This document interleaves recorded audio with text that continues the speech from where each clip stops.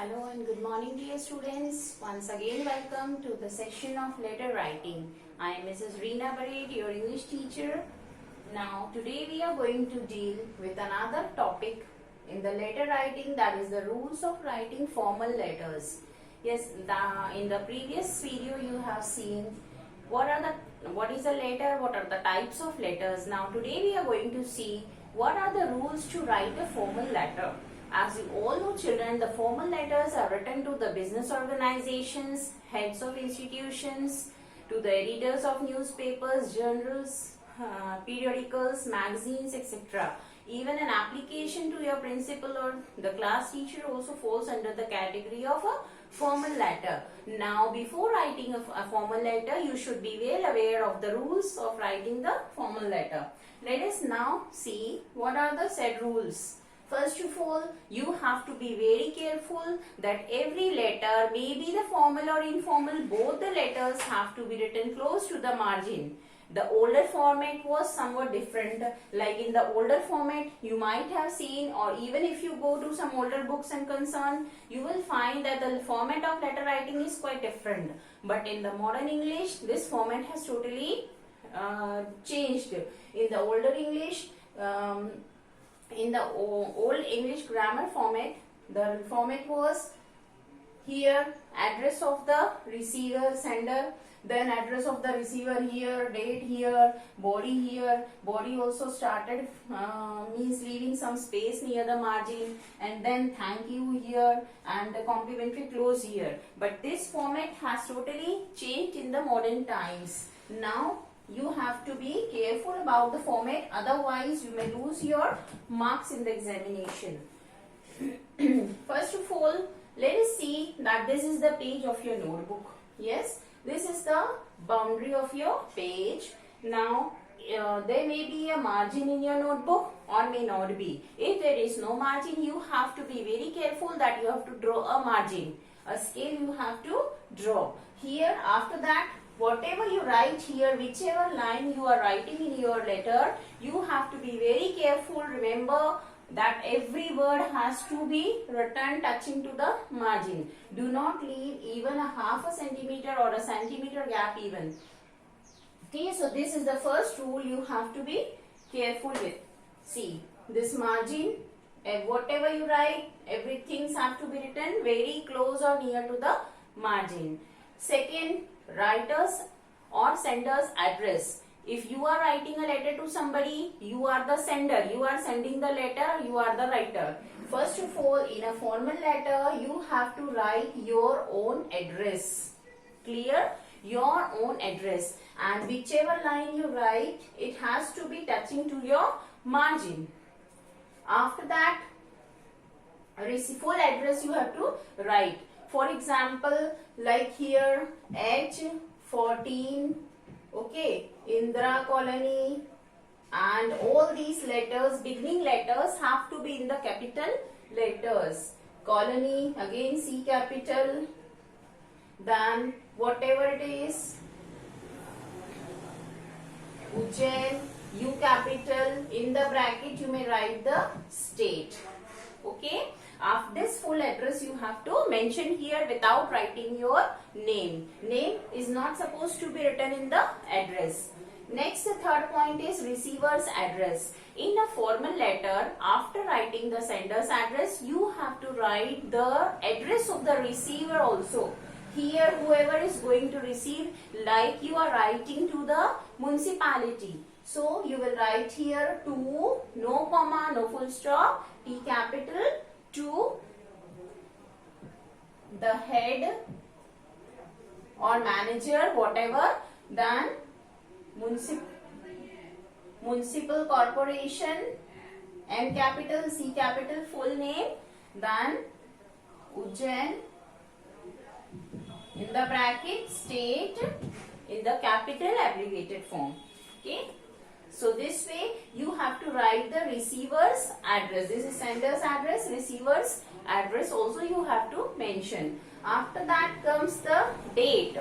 Yes, immediately below it you have to mention the date. You may write here capital D, date, colon, 2 dots.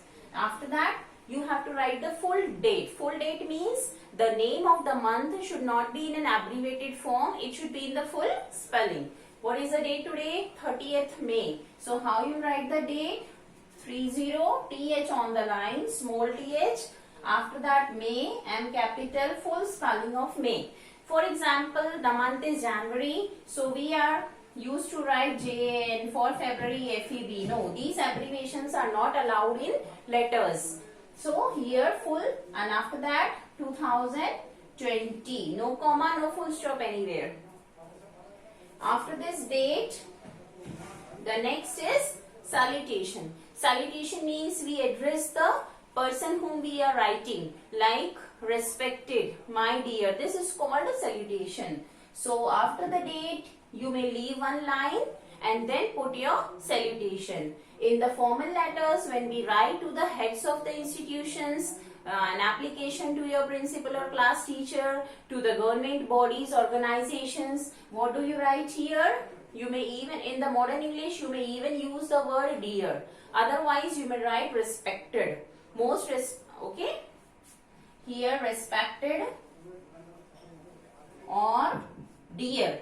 Anyone you may write. S capital or madam accordingly. Okay? So respected, R capital. Even in place of respected, we may write, don't write my dear sir. No. Dear you may write. And D should also be capital. Sir, S will be capital. This is what? Salutation and no comma. Earlier in traditional English style, we used to place a comma here. But in the modern English, no need to put any comma, any full stop anywhere other than the body. I'll tell you later. Then after this salutation comes the body. Body means you have to write your complaints, your inquiries, your informations, or whatever you want to write, leave application, the matter you will write, that is called a body. Again, in the traditional English letters, we used to leave some space here and then we used to start the body. But in the modern English, you have to start the body, every line of the body close to the margin. So you will start your letter from here, body from here, and then go till the end of the page. Every line of the body you may write here. Maybe you finish your letter here, so end up in a full stop here. Clear? But you can use comma and full stop in the body. Only in the body you may add full stop and commas wherever required, at no other place in the letter. After that, subscription or complimentary clause. Subscription means we write here yours obediently, yours sincerely, yours faithfully. Look here, I'll rub it out and then tell you here. This is your margin. Here you will write yours. How to write yours? Many students are in the habit of putting an apostrophe either on R or on S. Both are wrong.